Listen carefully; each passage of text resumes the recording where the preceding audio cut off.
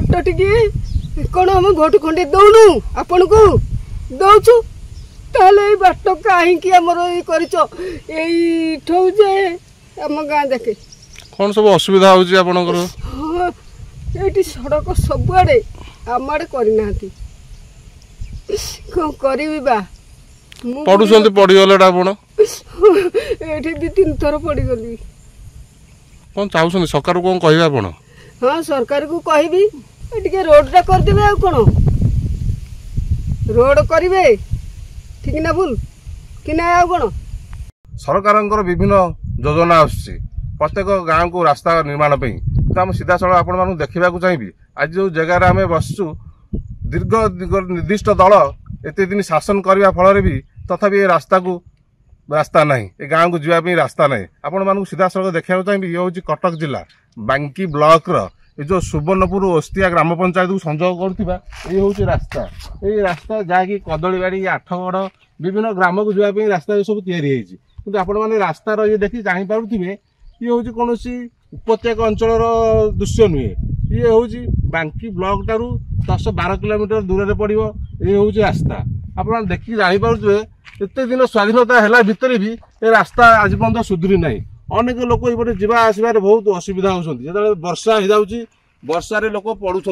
वर्षा कौन खरा कौन दिन तमाम लोक पड़ुंट अंटा अंटा उंचार गात यहीपर बाली हाइवा ये रास्ता संपूर्ण नष्ट हो जाए कौन प्रशासन विभिन्न गणमाध्यम प्रकाश पर भी कौन प्रशासन देखा मिलूनी अनेक लोक असुविधार सम्मुखीन होती सीधा सड़क किसी पाखे लोक अच्छा आम प्रतिक्रिया नवा यातायात हो पारे माने आंधपुर को सुवर्णपुर पूरा विच्छेद नाम करने आज्ञा आंधपुर को जे बाजा जंत्र सब बढ़ी ये फाटी रास्तार कि जासी पार्नु कि नहीं बंद बांध से लोक मैंने भी जावासा ना से स्त्री लोक मैंने भी गोड़ हाथ के भांगीगला ये रास्तार कौन चाहते आज्ञा रास्ता श्रृंखला हवा कथा आमर या दाबी कौन रास्ता एमती दाबी कौन रास्ता आमर यही विच्छेद हबार आमर यातायात करूँ एकरपटे रास्ता खराब आठगढ़ जापरूँ तापर आंधपुर नुआ हस्तिया विष्णुपुर ये लोक भी सुवर्णपुर को आसीपार ना कि मेन रास्ता को उठी पारना गाड़ी फाड़ी धरी पार ना गाड़ी जावाक असुविधा होती सब सम्मुखीन रोड रोड तैयार कर तुम जहाँ जानी तुम जो सरकार है इंडिया सरकार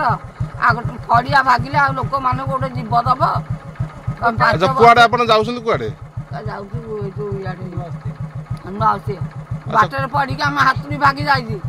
टंकाटी पठेदेवे रास्ता पड़ी जाइए रास्ता पड़ी आका किसी आमर उपाय ना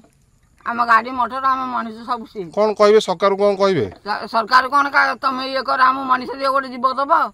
तुम 5 वर्ष काली छिड़ा है चाहूना रास्ता केमती कथा रास्ता जो बिल्कुल टोटाल जाई होनी ये पुटिए खाले सीधा सड़क आम स्थानीय बासिंदा स्थानीय पथचारी जाऊँ बाटे जहाँ बुझिलु अनेक दिन हम 2 वर्ष 2.5 वर्ष हम लोक ये बहुत असुविधार सम्मुखीन होती रास्तार जावा आसबार बहुत असुविधा बहुत लोग पढ़ुं किसी लोक शुणा मिलूँ किसी लोक पढ़ी भी मरीजार किसी शुणा मिलूँ आमको किंतु ये रास्ता आज पर्यटन सुधरिले ना